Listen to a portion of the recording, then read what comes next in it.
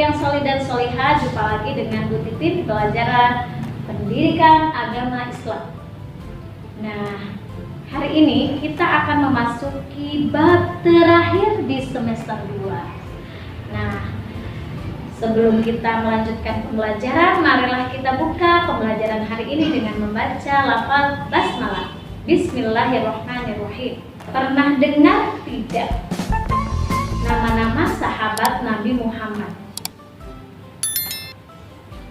Yang akan kita bahas kali ini adalah sahabat Rasulullah yang bernama Utsman bin Affan.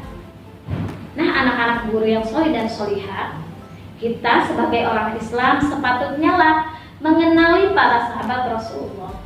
Karena kita mencintai Rasulullah, maka kita harus bisa mengenali sahabat-sahabat yang mencintai beliau juga, karena Rasulullah mencintai mereka.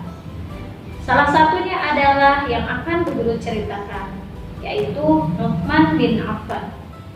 Utsman bin Affan ini adalah salah seorang sahabat Rasulullah yang umurnya tidak terpaut jauh dengan Rasulullah.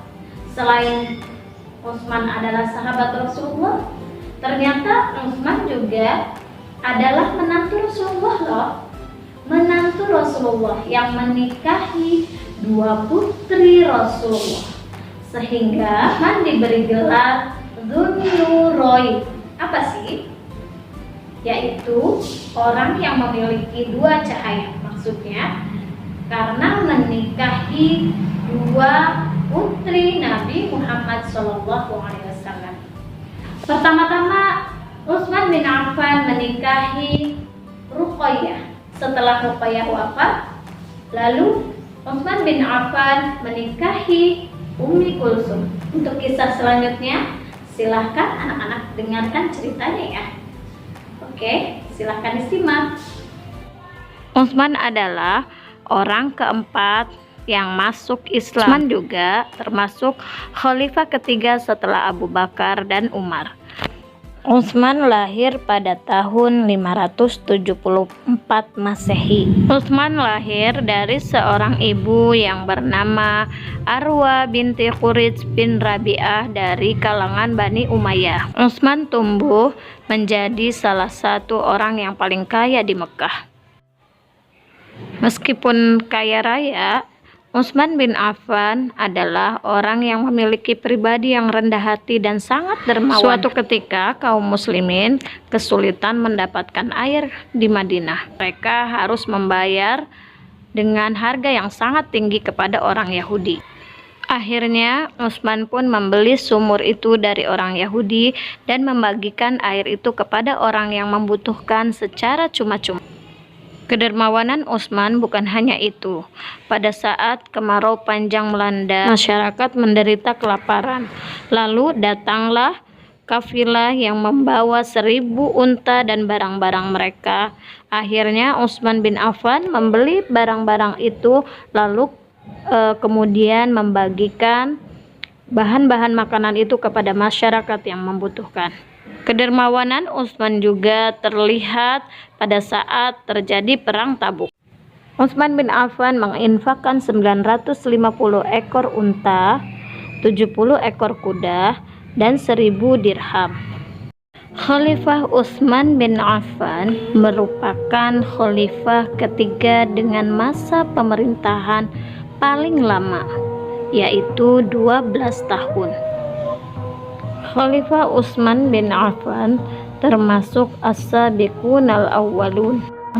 Khalifah Utsman memiliki sifat yang mulia hingga Rasulullah SAW bersabda, "Seandainya aku mempunyai 40 anak perempuan, aku akan nikahkan mereka dengan Utsman satu persatu." Setiap nabi memiliki teman di surga, dan temanku, kata Rasulullah, di surga adalah Utsman.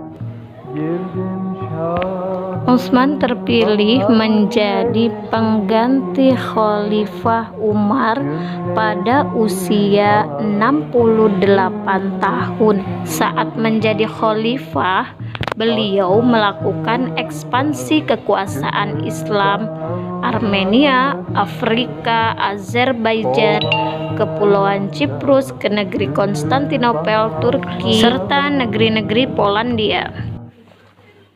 Karena semakin luasnya wilayah yang ditaklukkan Khalifah Utsman, semakin banyak pula musuh yang ingin menghancurkan Islam. Salah satunya adalah kerajaan Romawi yang melanggar perjanjian dan menyerang kota Iskandaria dengan angkatan laut yang berkekuatan 1.000 kapal perang. Tetapi dengan izin Allah, serangan itu dapat dipatahkan oleh tentara Islam yang dipimpin oleh Panglima Perang Abdullah bin Sa'ad, dan perang tersebut dimenangkan oleh pasukan Islam.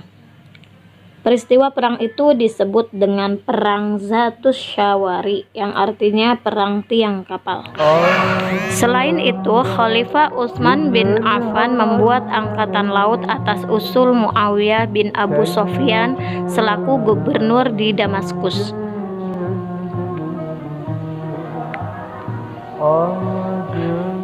Khalifah Utsman juga melakukan pengumpulan ayat-ayat Al-Quran yang kemudian distandarisasi Mushaf Utsmani.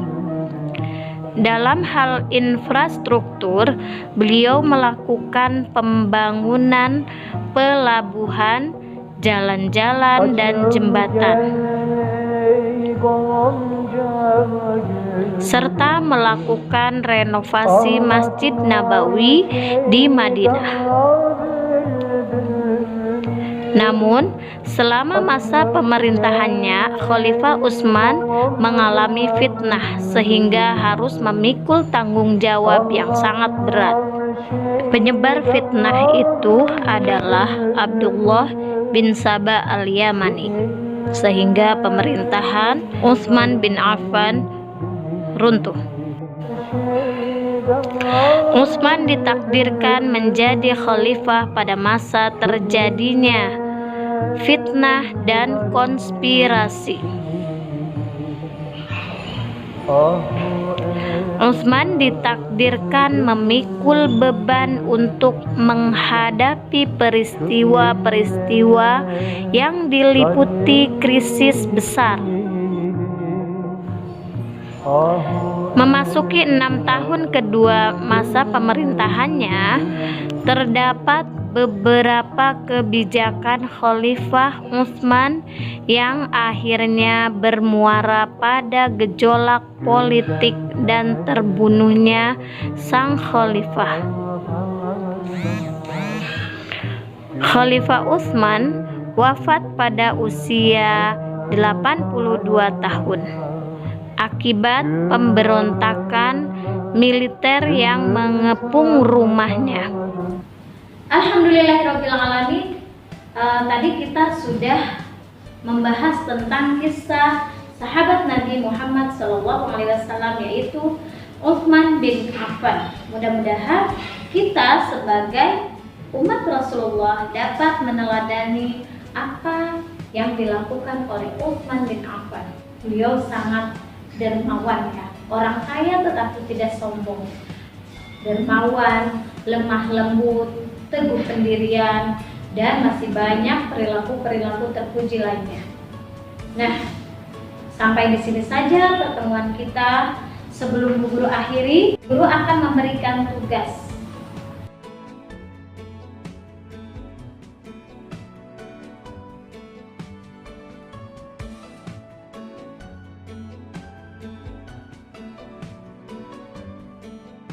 Bu Guru meminta maaf kepada kalian jika selama pembelajaran daring di kelas 3 ini Bu Guru banyak kekurangan, banyak melakukan kesalahan-kesalahan. Mohon dimaafkan, tidak maksimal dalam mengajar kalian karena jarak jauh. Mudah-mudahan jarak tidak membuat kita patah semangat. Mudah-mudahan tahun depan ketika kalian sudah naik kelas 4, kalian bisa belajar normal kembali di sekolah. Kita berharap semuanya seperti itu dan berdoa bersama-sama, ya. Mohon maaf lahir batin dari Bu Guru. Semoga kalian sukses dunia akhirat. Sekali lagi guru mohon maaf lahir dan batin. Wassalamualaikum warahmatullahi